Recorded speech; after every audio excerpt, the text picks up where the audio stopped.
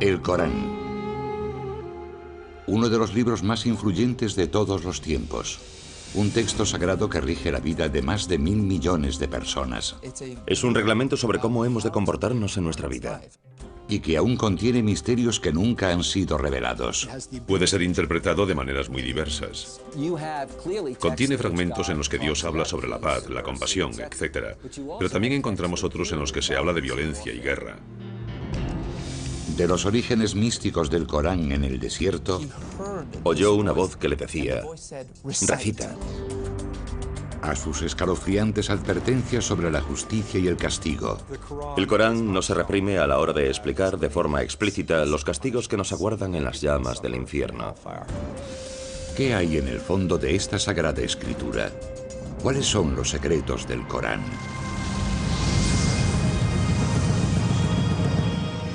Descifrando la historia, los secretos del Corán, capítulo 1.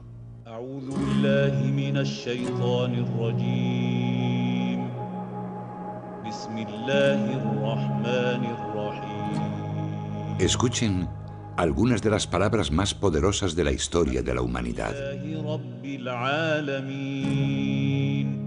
Son el motor de una de las religiones que más crece en el mundo.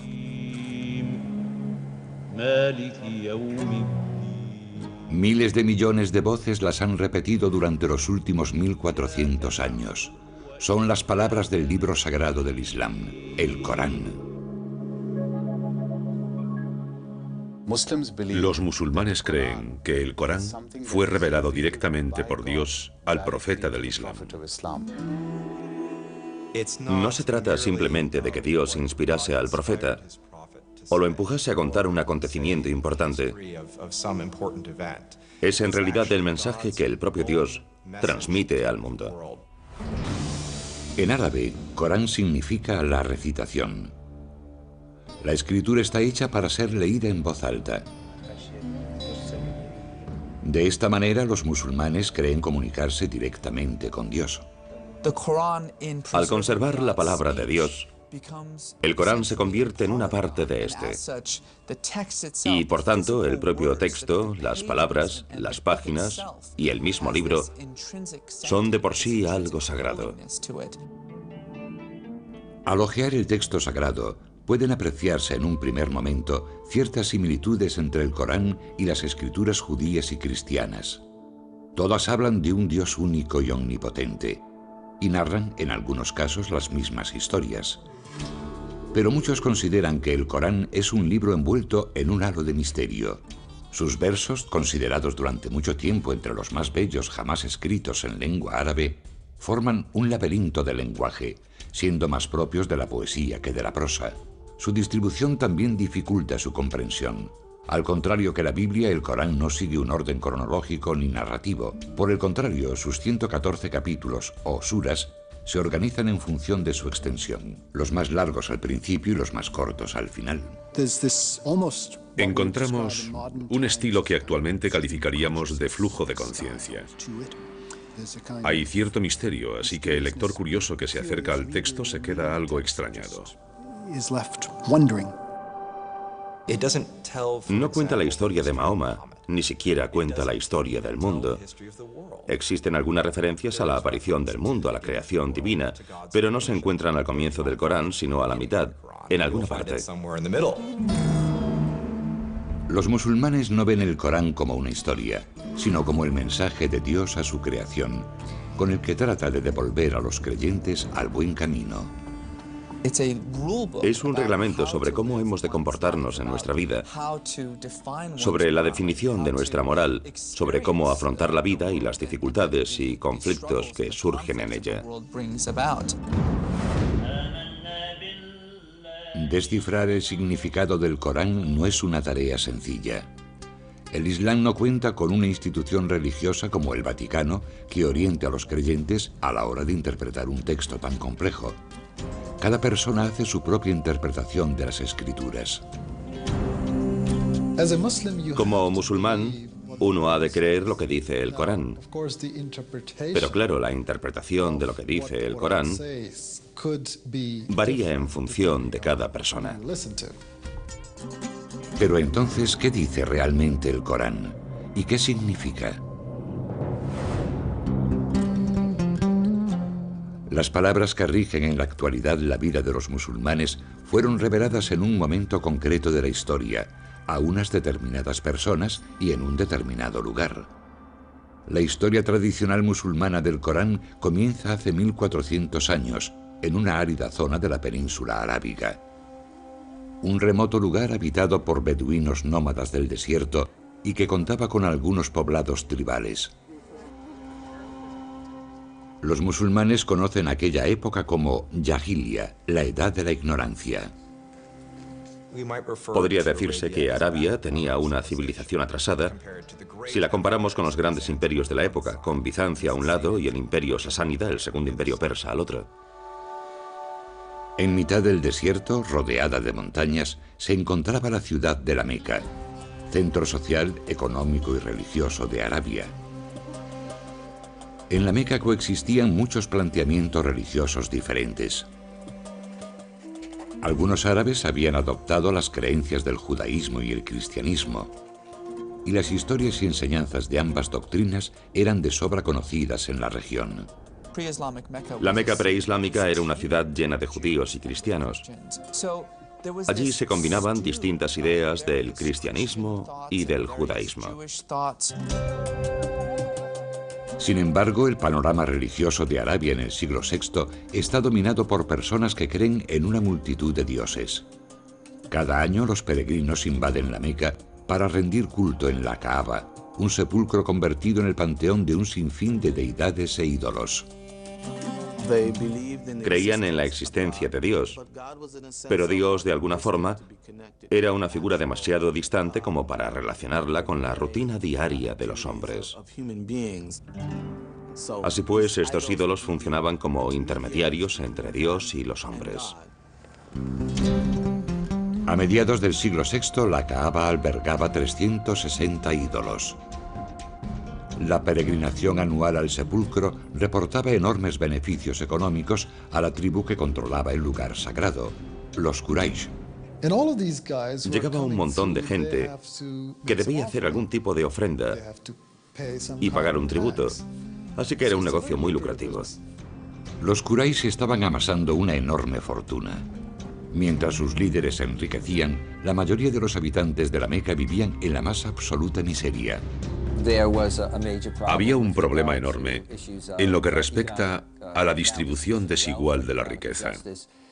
Había problemas con los derechos de los huérfanos, las mujeres y los necesitados. La esclavitud era una práctica habitual en la Meca. Las niñas se consideraban algo inútil y a menudo eran enterradas al nacer. Esa es la ciudad de la Meca en la que en el año 570 nace un niño llamado Muhammad ibn Abdullah. Un niño pobre que se convertiría en el profeta de una de las religiones más importantes del mundo. Para los musulmanes, mostrar cualquier tipo de imagen de Mahoma es una blasfemia. Se sabe muy poco de la infancia de Mahoma, y los relatos existentes fueron escritos más de 100 años después de su muerte. Dichas historias afirman que cuando Mahoma cumplió los 6 años, sus padres ya habían muerto. Siendo huérfano en una sociedad como aquella, enormemente estratificada, tenía que ser pobre. Debía de pertenecer al grupo que no formaba parte de la aristocracia hacendada que controlaba prácticamente todos los aspectos de la organización política, social y económica de la ciudad. Sin embargo, Mahoma encontró el apoyo de un tío suyo muy poderoso, y a los 25 años ya era un comerciante de éxito que lideraba una caravana y se había hecho un nombre como hábil hombre de negocios. Mahoma también tenía fama de hombre íntegro y llamó la atención de una acaudalada viuda mayor que él llamada Khadija, que lo contrató para que dirigiese una caravana suya. Poco después, ella le hizo una propuesta de matrimonio. Según las biografías musulmanas tradicionales, Mahoma tuvo éxito en sus negocios y un matrimonio feliz. Sin embargo, seguía tratando de encontrar un sentido a un mundo asolado por la pobreza y la injusticia. Pienso en el profeta como un hombre con inquietudes religiosas que estaba sensibilizado con una idea de Dios y en cuya vida la espiritualidad ocupaba un lugar cada vez más importante. Mahoma comenzó a cuestionarse las religiones tribales que adoraban a distintos dioses. Muchos creen que formó parte de un pequeño grupo de personas de Arabia que no estaban de acuerdo con el paganismo imperante, con los rituales, con el politeísmo que dominaba Arabia. Cada cierto tiempo se apartaba de la sociedad para reflexionar sobre las realidades de la existencia humana. En uno de esos retiros, en una cueva fuera de la Meca, Mahoma tuvo una visión que cambiaría el curso de la historia. En aquella cueva, según la tradición musulmana, se le reveló la palabra de Dios, desencadenando una serie de eventos que ayudaron a crear el mundo que hoy conocemos.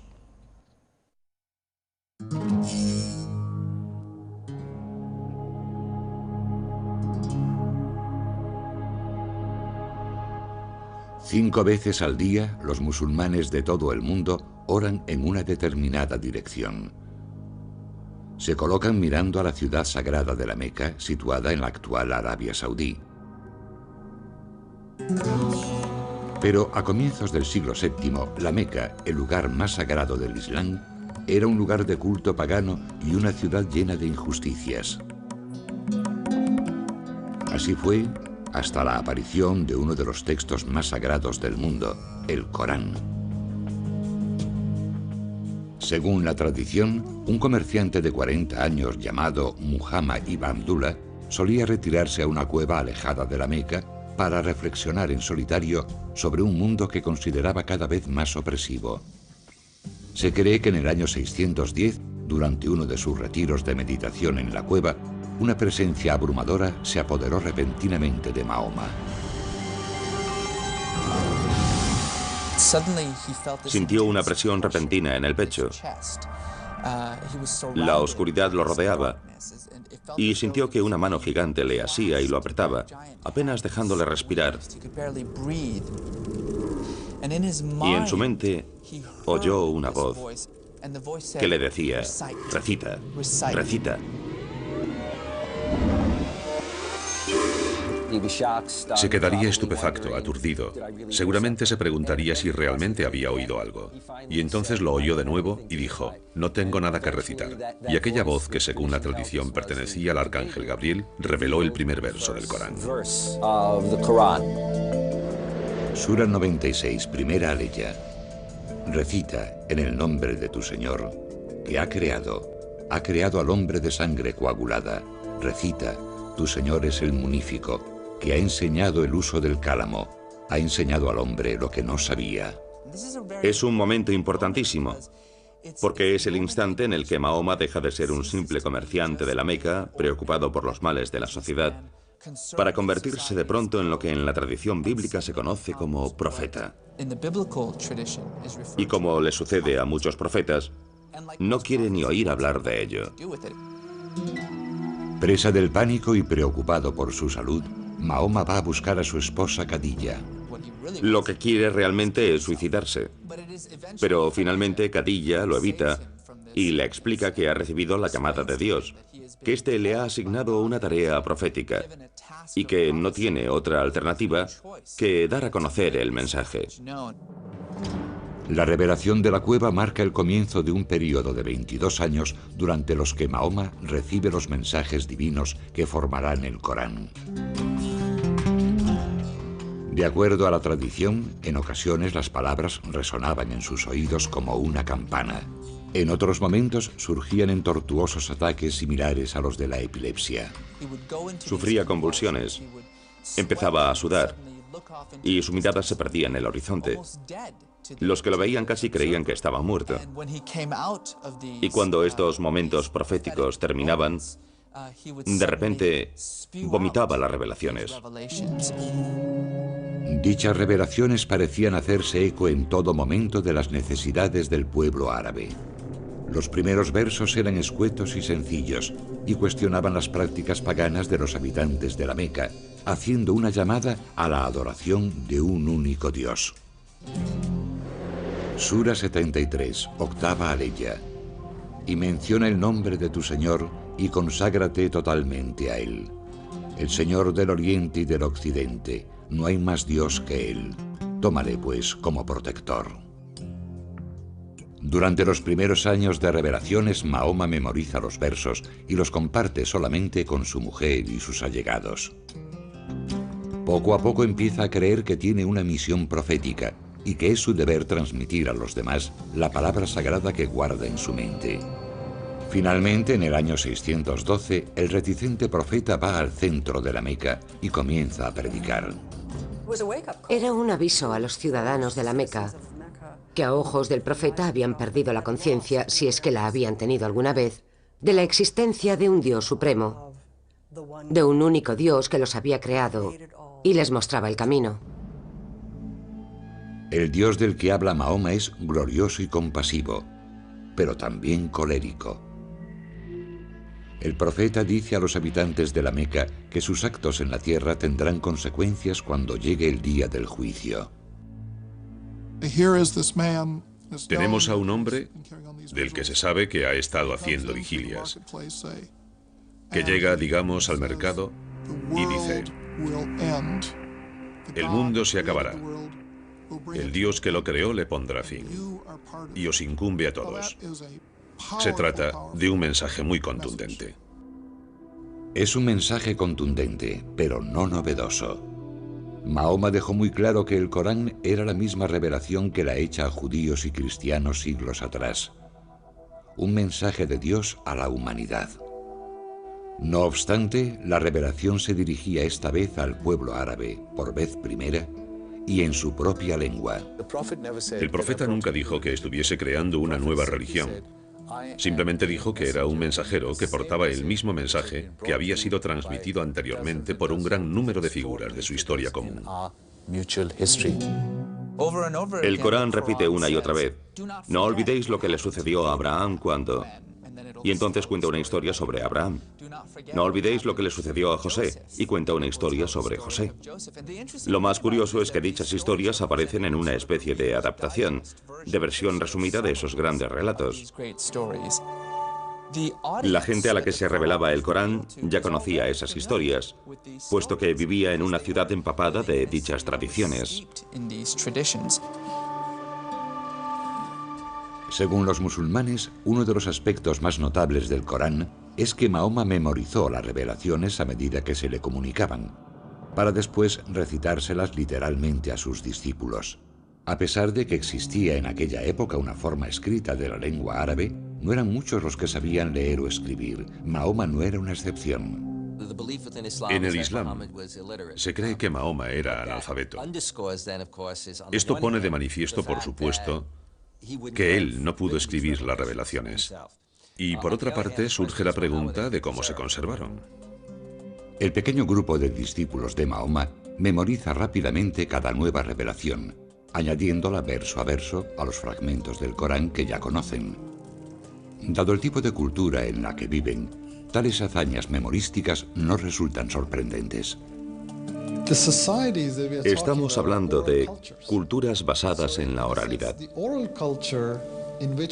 En cierta manera, la cultura oral en la que vivía Mahoma permitía que la gente escuchase algo una o dos veces y que fuese capaz de memorizarlo y recitarlo posteriormente palabra por palabra. El conjunto de revelaciones se va ampliando y Mahoma sigue predicando en las calles de la Meca, atrayendo a un pequeño grupo de conversos. Sus discípulos comienzan a ser conocidos como musulmanes, que significa los que se someten a Dios. El mensaje de Mahoma resulta especialmente atractivo a los pobres y marginados de la ciudad, que se identifican con las reclamaciones sociales de los versos, que defienden la liberación de los esclavos y el ejercicio de la caridad con los necesitados. Algunos de los que se convirtieron al mensaje del Corán lo hicieron seducidos por la belleza del lenguaje, que algunos veían tan perfecto que lo consideraban una prueba de la existencia de Dios. Si le preguntas a un musulmán, bueno, ¿qué pruebas hay de que se trate de una revelación divina?, te contestará, y llevan haciéndolo más de 1000 años, que la prueba es el propio Corán, que ese es el mayor milagro, que un analfabeto en medio de ninguna parte cree de pronto un documento tan magnífico y poderoso. Pero no todos están contentos con lo que predica Mahoma. Su provocador mensaje, que se niega a reconocer la divinidad de los ídolos que alberga la Kaaba, atrae las iras de la tribu dominante, los Quraysh, ya que amenaza su posición de poder. Si no hacían falta intermediarios ante Dios, no había razón para la existencia de los ídolos. Y sin los ídolos, la Kaaba no tenía razón de ser. Sin la Kaaba, tampoco hay ninguna razón que justifique el dominio de la Meca como capital social y económica de la península arábiga. El conflicto de los Quraysh con Mahoma y sus revelaciones no se debía a motivos teológicos, sino que era un conflicto económico, un conflicto político. Los Quraysh y el grupo mayoritario de la Meca no se muestran demasiado condescendientes con el pequeño grupo de seguidores del mensaje de Mahoma. Los musulmanes son brutalmente perseguidos. Algunos sufren palizas en las calles, otros son torturados. Durante 9 años, los musulmanes soportan las humillaciones, manteniéndose firmes en su creencia de que no hay más Dios que Dios. El propio Mahoma goza de la protección de su acaudalada esposa y su poderoso tío, pero tras la muerte de ambos, el profeta y sus discípulos se dan cuenta de que no les queda otra alternativa que huir de la Meca. La estructura social había sido destrozada hasta tal punto que se veía incapaz de proseguir su misión en la Meca. Y decidió que tendría que buscar una especie de base de operaciones alternativa. El cambio de lugar traerá consigo un nuevo tipo de mensaje para el Corán, que hará hincapié en las leyes y en la guerra.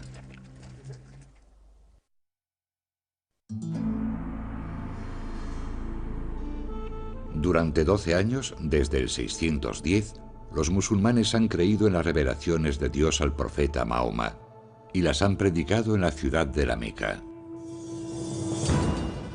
Pero la vida del cada vez mayor grupo de discípulos de Mahoma se hace peligrosa. Los líderes de la ciudad rechazan la creencia de los musulmanes en la existencia de un único Dios, persiguen con saña a los creyentes y ponen precio a la cabeza del profeta. La suerte de Mahoma cambia en el año 622, cuando recibe la invitación de unos forasteros. Desde un oasis cercano, llegó a la Meca un grupo de personas en busca de alguien que pudiese resolver una disputa que tenían. Pensaron que Mahoma, como profeta, era la persona ideal para el puesto. Y finalmente acordaron que no solo acogerían a Mahoma y a su familia, sino a todo un grupo de musulmanes. Paulatinamente, de forma clandestina, la reducida comunidad musulmana recorre los 400 kilómetros en dirección norte que la separan de Yatrib, ciudad que pasaría a conocerse como Medina, la ciudad del profeta. En su nuevo hogar, Mahoma asume también un nuevo cargo. Al principio era simplemente un profeta del que Dios se servía para transmitir su mensaje. En Medina, sin embargo, se convierte en un líder. Es el líder de la comunidad musulmana, pero también asume cierta autoridad sobre todo el oasis de Medina. En Medina, el profeta sigue transmitiendo revelaciones a sus discípulos, pero la naturaleza de los mensajes varía notablemente. Según los musulmanes, los versos reflejan a partir de entonces la condición de líder de Mahoma, que añade un nuevo elemento a su mensaje: una guía práctica sobre la creación y el gobierno de una sociedad. Se habla básicamente de la necesidad de regular la sociedad. Por lo tanto, las leyes son lo más interesante del período en Medina. Podría decirse que prácticamente toda la legislación incluida en el Corán proviene de esa etapa. Las revelaciones que la tradición relaciona con Medina sentaron las bases de la ley islámica. incluían normas para casi todos los aspectos de la vida, desde la prohibición del alcohol hasta el permiso para que las madres den de mamar a sus hijos durante 2 años. Los versos ofrecen indicaciones sobre las herencias, otorgan nuevos derechos a los más desfavorecidos como huérfanos y esclavos, y establecen nuevas reglas que mejoran la situación social de la mujer. Sin embargo, la interpretación de dichas leyes no es siempre sencilla. De hecho, algunas de ellas siguen siendo motivo de debate actualmente. Un buen ejemplo: ¿permite el Corán la poligamia? Sura 4, tercera aleya. Casaos con las mujeres que os gusten, 2, 3 o 4. Pero, si teméis no obrar con justicia, entonces con una sola. A primera vista, la aleya parece bastante clara, pero los estudiosos apuntan que estas palabras pueden interpretarse de diversas maneras. Unos interpretan que se pueden tener hasta 4 esposas, otros que solo se puede tener una, porque es imposible tratar a varias personas de forma equitativa. Algunos defienden que alude a situaciones muy concretas en las que haya muchas chicas huérfanas disponibles, y que en este fragmento se sugiere que hay que hacerse cargo de ellas. Por lo tanto, no es fácil extraer las implicaciones exactas del texto en nuestro tiempo o en cualquier otra época. Inspirada por el mensaje del Corán y el liderazgo de Mahoma, toda la ciudad de Medina se convierte al Islam. Las leyes expuestas en los versos del Corán se convierten en las leyes de la ciudad. Era una comunidad que vivía de acuerdo a las revelaciones que iban saliendo de la boca de Mahoma. Se trataba de una revelación viva, en constante evolución. Pronto esa revelación permitirá a los musulmanes tomar las armas para sobrevivir. Los ciudadanos de la Meca seguían ofreciendo una recompensa por la cabeza de Mahoma, que predicaba contra sus prácticas religiosas y amenazaba su bienestar económico. Y no aceptaban a Mahoma como gobernador de Medina. En el año 622, la Meca declara la guerra a Mahoma y sus discípulos. El Corán, que había facilitado leyes cuando la comunidad necesitaba orden, les anima entonces a defenderse de sus agresores. Sura 2, 191ª aleya. Combatid por Alá contra quienes combatan contra vosotros, pero no os excedáis. Alá no ama a los que se exceden. Matadles donde deis con ellos, y expulsadles de donde os hayan expulsado. Hoy, esos versos, conocidos como los versos de la espada, constituyen algunos de los pasajes más sorprendentes y polémicos del Corán. Aquellos que defienden que el Corán promueve la violencia recurren a dichos versos para justificar su postura. Sin embargo, las frases suelen ser algo más complejo que un simple grito de guerra. El Corán dice: matad a los infieles donde deis con ellos. Esto hay que entenderlo en un contexto en el que los musulmanes están asediados, tienen enemigos, y el Corán les dice: combatid a los enemigos de Dios. Pero el Corán también dice: cuando el enemigo deje de suponer una amenaza, cuando deje de luchar, recordad que Dios es compasivo, recordad que la guerra no es el camino que debemos seguir. Con el respaldo de las revelaciones, los musulmanes luchan contra los ciudadanos de la Meca durante 8 años por toda la península arábiga. En el año 630 los musulmanes lanzan un ataque y asedian la Meca con un ejército de 10.000 hombres. La ciudad no tiene más remedio que rendirse. La tradición afirma que Mahoma, fiel a las enseñanzas del Corán, fue un vencedor compasivo y concedió la amnistía a toda la ciudad. Tras la derrota, muchos habitantes de la Meca se convierten al Islam y aceptan las enseñanzas del Corán. Sin embargo, Mahoma aún no ha completado su misión. Desde el día en que el Corán le fue revelado por primera vez, en 610, hasta su ida a Medina 12 años después, Mahoma ha condenado públicamente las prácticas paganas y la veneración de los ídolos de la Kaaba. No hay más Dios que Dios, repetía constantemente, citando el principio fundamental del Corán.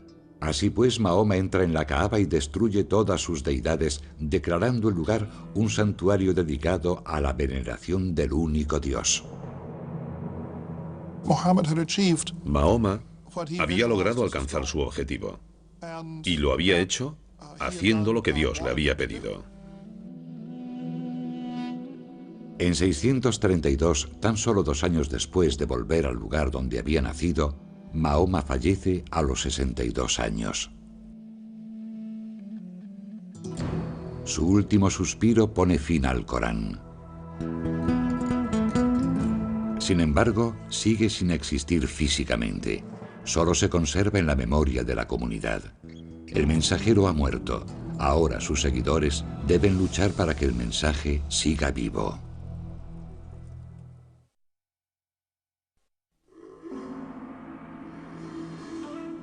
Según la tradición musulmana, los versos del Corán fueron revelados hace 14 siglos y a lo largo de 22 años al profeta Mahoma.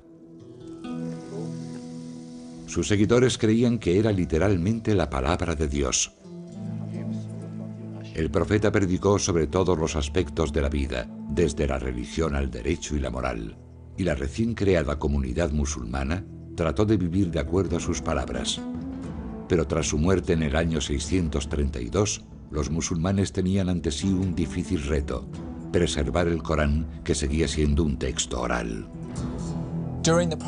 Durante la vida del profeta, el Corán nunca se plasmó sobre el papel. Ni siquiera era considerado un texto establecido.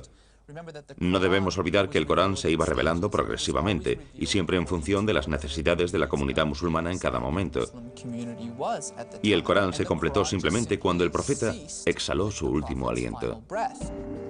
No obstante, aquellos que viven de acuerdo a las enseñanzas del Corán deciden que es necesario plasmar sus palabras sobre el papel y crear un texto tangible. Se dieron cuenta de que la primera generación que había memorizado el Corán estaba desapareciendo y, por lo tanto, estaban perdiendo la conexión directa con la revelación del profeta. Es más, el Islam comienza a extenderse fuera de la península arábiga y empiezan a aparecer pequeñas variaciones en la forma de recitar el Corán. Poco a poco se está alterando la palabra de Dios.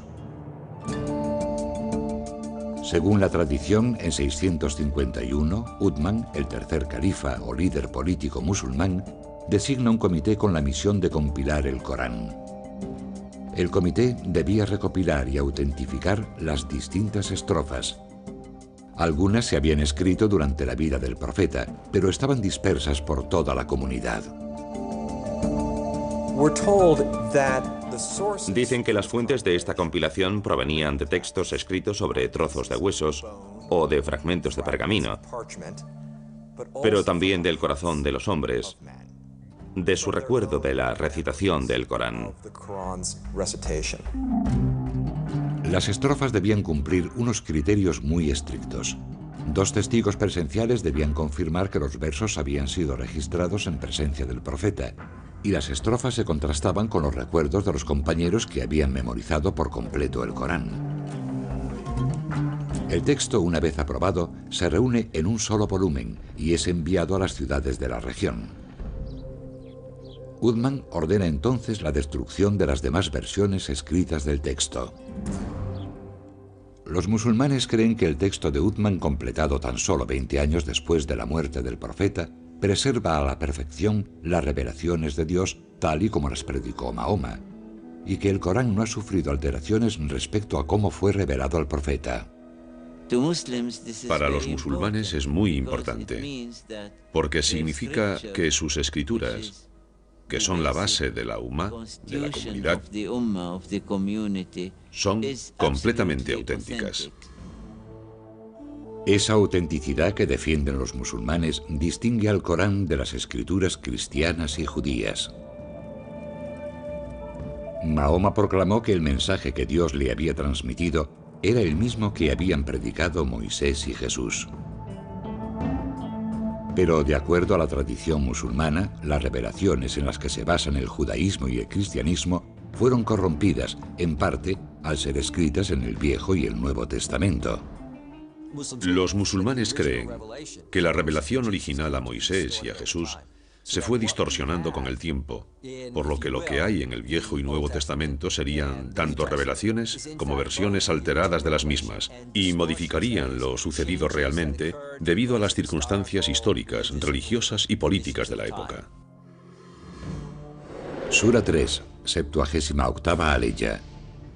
Algunos de ellos trabucan con sus lenguas la Escritura, para que creáis que está en la Escritura lo que no está en la Escritura, diciendo que viene de Alá, siendo así que no viene de Alá. Mienten contra Alá a sabiendas. El Corán afirma categóricamente, por un lado, que corrobora las escrituras anteriores, y por otra parte, dice que corrige ciertos aspectos o ideas que aparecen en las escrituras hebreas y cristianas. Los musulmanes creen que el Corán corrige los errores que contienen dichas escrituras, entre los que se encuentran algunas de las enseñanzas fundamentales de esas doctrinas, por ejemplo, la interpretación cristiana de la figura de Cristo. El Corán afirma que Jesús fue un profeta, que nació de una virgen y que realizó milagros como sanar a ciegos y leprosos. No obstante, el Corán niega que Jesús fuese el Hijo de Dios. En el contexto islámico, la idea de que Jesús sea el Hijo de Dios se interpreta como que es un ser divino. Esto supone, desde el punto de vista musulmán, que los cristianos tienen distintos dioses, mientras que los musulmanes sostienen que solo puede haber un Dios.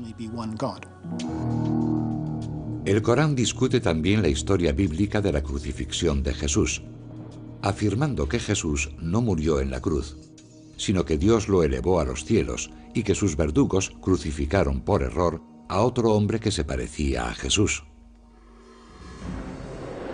Sura 4, 157ª aleya. No le mataron ni le crucificaron, sino que les pareció así. Ciertamente no le mataron, sino que Alá lo elevó así.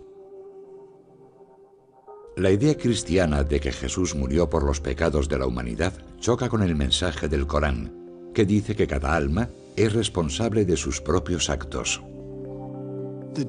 La muerte y resurrección como acto redentor no encaja en el Islam. No entienden la idea de que alguien redima los pecados ajenos. Los musulmanes creen que debido a las tergiversaciones existentes en la Biblia, Dios se vio obligado a transmitir su palabra una última vez. En el Islam se considera que el Corán, tal y como fue dictado a Mahoma y conservado por Uthman, es la única revelación divina verdadera. Ven el Corán como la última revelación, la única completa y no corrompida, y creen que Mahoma fue el último profeta de Dios.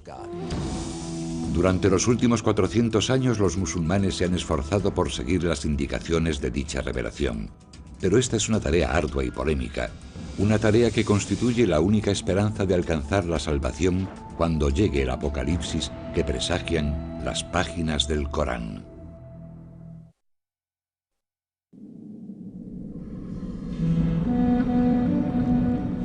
Sura 81, primera aleya. Cuando el sol sea oscurecido, cuando las estrellas pierdan su brillo, cuando las montañas sean puentes en marcha, cuando los mares sean hinchados, cuando las almas sean apareadas, cuando el cielo sea desollado, cuando el fuego de la gehenna sea avivado, entonces cada cual sabrá lo que presenta. Así será el momento, dice el Corán, en el que Dios decida poner fin al mundo. Aunque el Corán es un texto misterioso y de difícil interpretación, sí contiene al menos un mensaje indudablemente claro. Verso tras verso, el Corán advierte de que el apocalipsis es inevitable, advierte de la llegada de un día en el que se ajustarán las cuentas, las montañas se derrumbarán y los fetos de los animales caerán de las matrices de sus madres.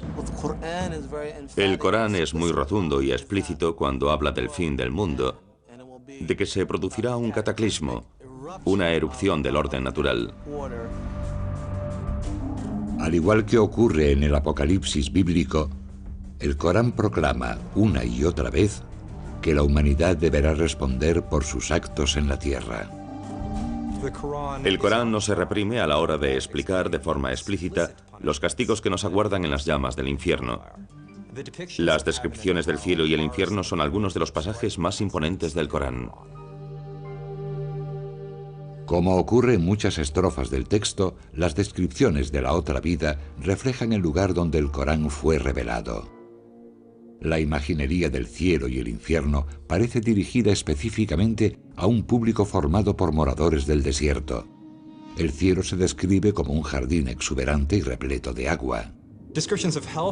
Las descripciones del infierno, del mismo modo, hacen hincapié en el calor, el fuego, cosas como calderas de cobre fundido vertidas en las gargantas de personas sedientas en lugar de agua.